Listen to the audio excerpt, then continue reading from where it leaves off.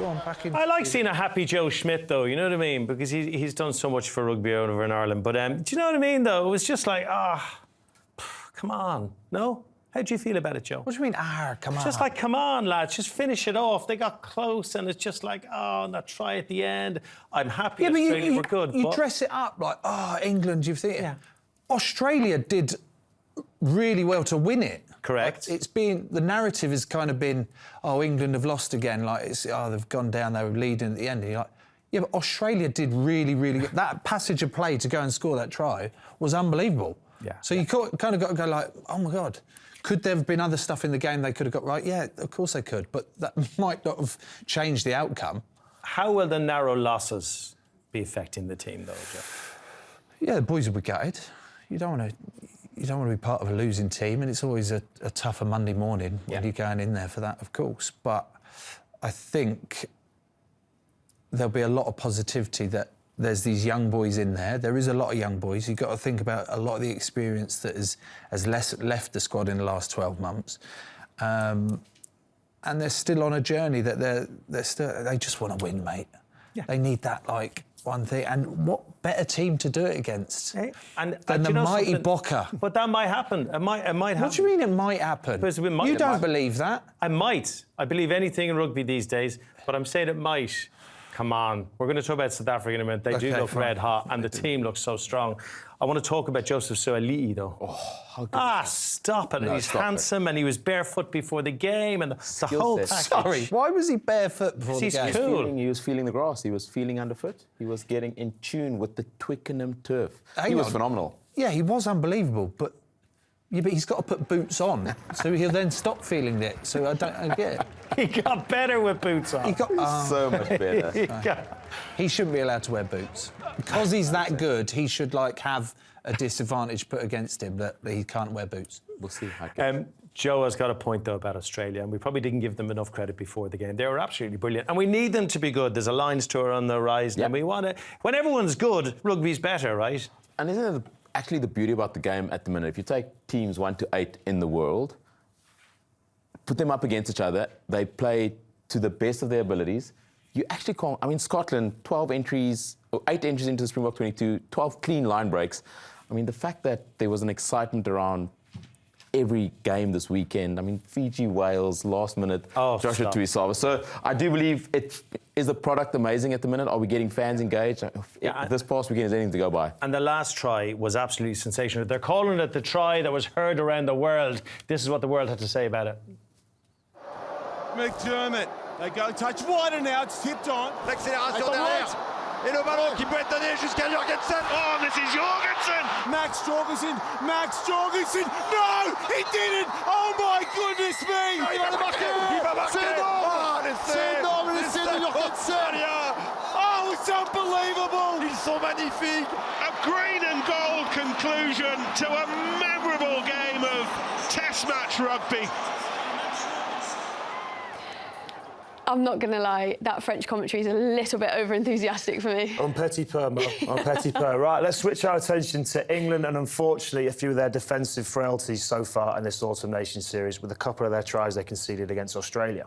100%. As we look at these stats, the one that really stands out for me is that line breaks conceded. I think it's only Japan that are further down on the list from England. And the worrying thing is that it's actually resulting in points. They're conceding points off the back of these line breaks. They need to get control quicker. Yeah, 42 points conceded at home, unfortunately, isn't going to win you many Test matches, even though England very nearly did. Mo, I'm going to start with here, the blind side, right? I'm going to name 3, 4, 5, 6 defenders for England, marking 3 Australian attackers. There is a third attacker out there outside of the screenshot, which instantly compromises the open side, which is where Australia decide to attack. 100%. And we know that England are running this blitz defence. You see Henry Slade fly. He's coming in, probably not his man, but because of the time that they've got to set and the amount of attackers in front, they're under pressure to do that. The disconnect between Henry Slade and Ollie Slightholme. In this position, though, we're still in a good position. If Slightholme accelerates here, makes this tackle, I think Allianz Stadium erupts, and that's potentially the game. But unfortunately, he hesitates. He gets burnt on the outside, which causes a little bit of indecision for Marcus Smith.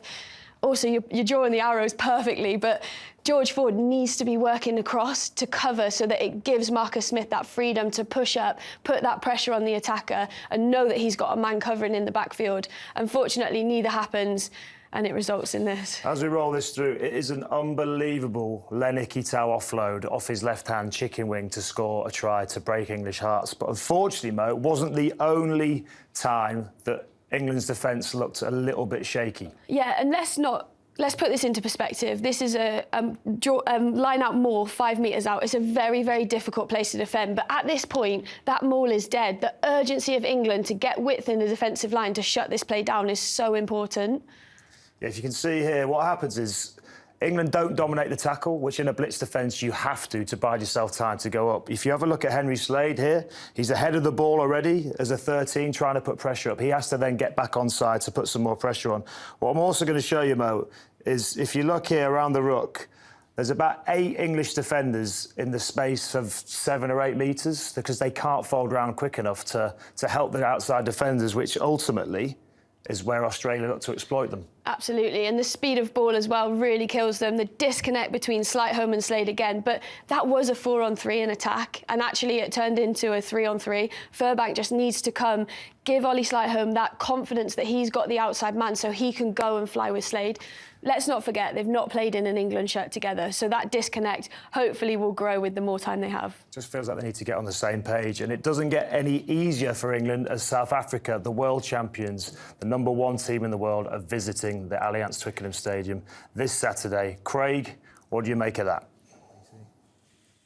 I think you've made defence sound very interesting, Danny. Sorry, hang on. No? That was Danny Kerr. Yeah.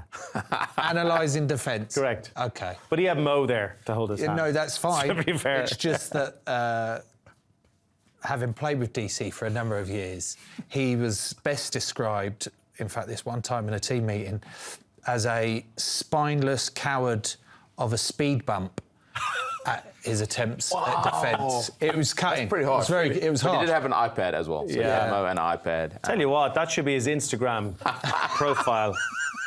I was once described, the first time I ever went on TV, do you know how the reviewer described me? First ever show. A plastic-faced ex-boy band member straight from the window of Topshop. Not that I remembered it or anything. Is that your Dak, it's fine, I'm over it. No, it's not. It's certainly not. I want to talk about Joe Schmidt, what he's doing with this Australia team. They look good. They look like they're on this upward spiral at the moment, don't they?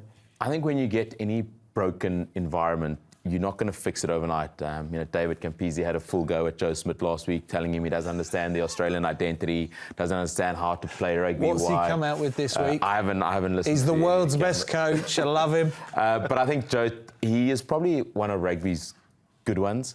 He really, in how he thinks about the game, how he interacts, his humility. He's an incredible innovator in his own composed way.